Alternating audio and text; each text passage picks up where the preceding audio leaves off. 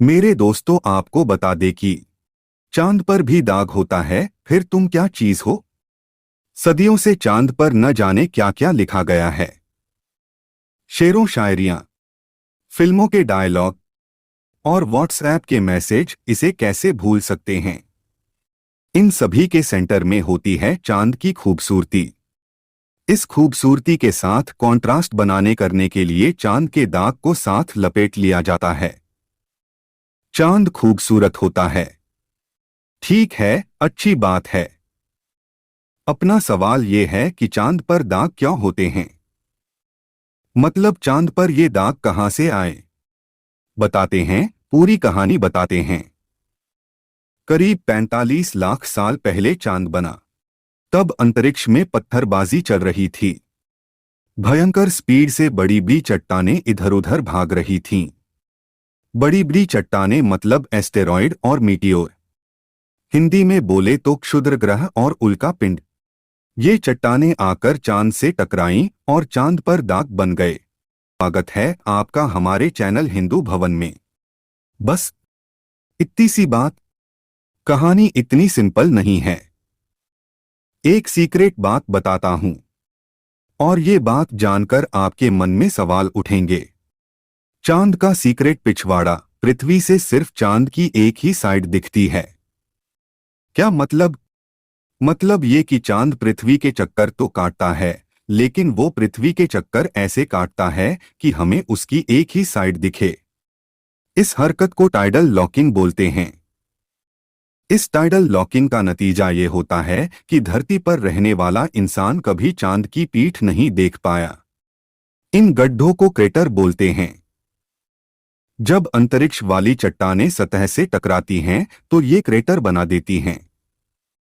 चांद की सामने वाली साइड पर भी क्रेटर हैं, लेकिन पीछे के मुकाबले बहुत कम। एस्टेरॉयड और मीटियोर के टकराने से गड्ढे होना तो समझ आता है, लेकिन ये काले धब्बे कहां से आए? पहले एस्ट्रोनॉमर्स ने इन काले धब्बों का नाम रखा था मारिया। लैटिन भाषा में समुद्रों को मारिया कहते हैं। पहले के एस्ट्रोनॉमर्स को ऐसा लगता था कि ये धब्बे चांद के समुद्र थे, जो अब सूख चुके हैं। ये मून मिशंस समझ थी। जब हम चांद पर पहुंचे तो वहां से चांद के सैंपल्स, चट्टानों के टुकड़े ले आए। और इन सैंपल्स से कुछ और बात पता चली। सतह के नीचे लावा तैर रहा है। चांद की सतह के नीचे भी यही ऐसा ही है। ये काले धब्बे समुद्र तो थे, लेकिन इन समुद्रों में पानी नहीं था। यहां लावा भरा हुआ था। जब बहुत बड़ी बड़ी चट्टानें जाकर चांद से टकराईं तो बड़े बड़े गड्ढे बने।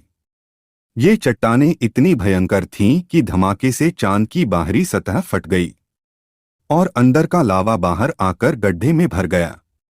बाद में लावा ठंडा हुआ और वहां जम गया। ये लावा जमकर बेसॉल्ट की काली चट्टानों में तब्दील हो गया।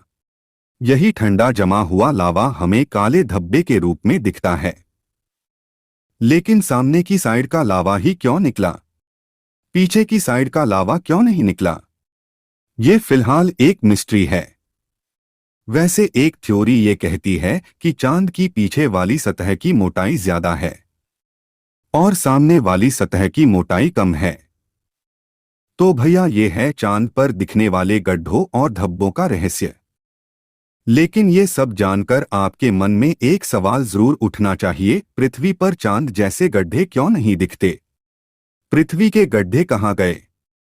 पृथ्वी तो चांद से बहुत बड़ी है। यहां तो और भी ज्यादा एस्टेरॉयड और मीटियोर आकर गिरे होंगे। उनके निशान कहाँ हैं? जवाब है पृथ्वी वो निशान पचा गई। ऐसे कैसे पचा गई? देखो, ऐसा है, कुछ बातें हैं जो पृथ्वी को चांद से अलग बनाती हैं। के पास अपना बेहतरीन वायुमंडल है। कई सारी चट्टानें तो यहां आने से पहले ही हवा में भस्म हो जाती हैं। और वायुमंडल होने के कारण पृथ्वी पर सॉइल इरोजन होता है। मतलब हवा, पानी वगैरह से यहां की मिट्टी इधर उधर जाती रहती है। चांद पे कोई हवा ही नहीं है, न ही कोई हलचल होती है। चांद पर होने वाली हलचल इतनी जीरो है कि चांद पर गए एस्ट्रोनॉट्स के जूतों के निशान अभी तक वहां बने हुए हैं। 2. Plate tectonics. पृथ्वी की सतह हमेशा से बदलती आ रही है। इंडिया की जो जमीन आज एशिया से जुड़ी है वो पहले अफ्रीका से जुड़ी थी। हमारे पैरों के नीचे की जमीन अभी भी धीमी स्पीड से कहीं जा रही है। ये सब प्लेट टेक्टोनिक्स के कारण हो रहा है। चांद पर प्लेट टेक्टोनिक्स जैसा कुछ होता नहीं है।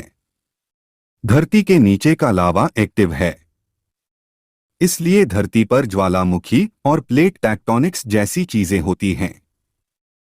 चांद के नीचे का लावा एक्टिव नहीं है। ऐसी बात नहीं है कि पृथ्वी पर ये गड्ढे हैं ही नहीं। आज भी पृथ्वी पर कई क्रेटर्स मौजूद हैं। उदाहरण के लिए कनाडा का पिंगवाल्यूएट क्रेटर, जो अब तालाब बन चुका है। इंडिया में महाराष्ट्र में लोनार लेक है, वो भी एक क्रेटर ही है। पृथ्वी पर बहुत सारे क्रेटर्स हैं। एक तो पृथ्वी का 2/3 हिस्सा पानी से भरा हुआ है, इसलिए कुछ दिखता नहीं है। मंगल पर भी बहुत सारे क्रेटर्स हैं। चांद पर तो हैं ही। पृथ्वी पर भी चट्टानों के टकराने से ये क्रेटर्स बने थे, लेकिन पृथ्वी अपनी खासियतों के चलते उन्हें पचा गई। हमारी धरती बहुत अच्छी है, सब कुछ पचा लेती है। इतने सारे इंसानों को और उनकी मनमानियों को सालों से पचा ही रही है, लेकिन प्लास्टिक को पचाने में बहुत दिक्कत हो रही है इनको। ऐसा न हो कि हजारों लाखों साल बाद पृथ्वी पर प्लास्टिक Speechify। और दूसरे ग्रह के लोग, अगर कहीं जीवन है तो पृथ्वी में प्लास्टिक के पहाड़ों पर स्टडी करें, जैसे हम चांद के दाग पर ज्ञान बघार रहे हैं। तो दोस्तों वीडियो अच्छी लगी तो लाइक और सब्सक्राइब करते जाएगा। धन्यवाद आपका हमारे चैनल हिंदू भवन में अपना समय देने के लिए।